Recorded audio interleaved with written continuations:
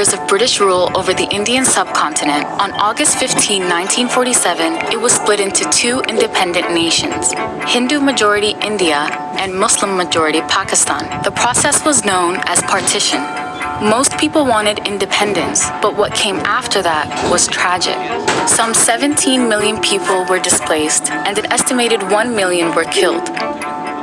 Prior to colonization, the subcontinent was made up of princely states where many religions coexisted. Hindus were the majority, and Muslims were the largest minority. Historians say the British implemented a strategy known as divide and rule, promoting political divisions between followers of the region's main religions. But a freedom movement, mainly led by the Indian National Congress Party, saw members of these communities come together to resist British rule.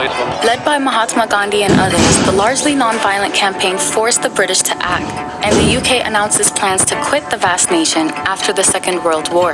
But that ignited fears about who would govern next. Making up 25% of the population, Muslims were worried about being a minority in a Hindu-majority country. Under imperial rule, they were protected and represented in a specialized system.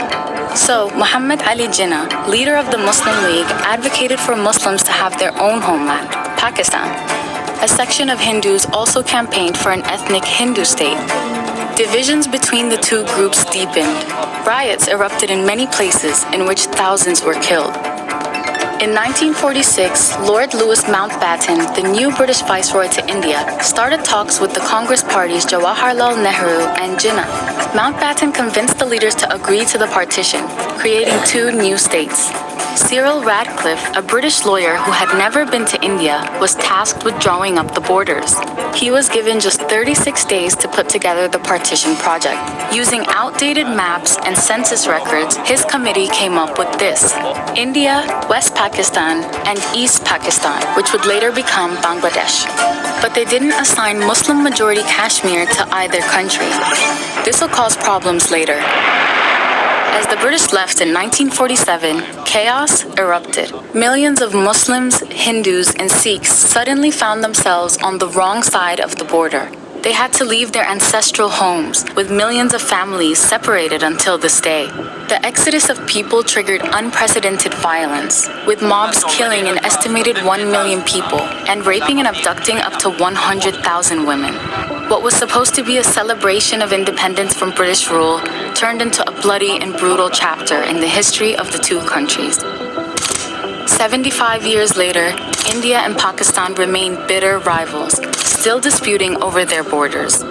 There have been 3 wars over the Himalayan territory of Kashmir, which both countries claim as their own.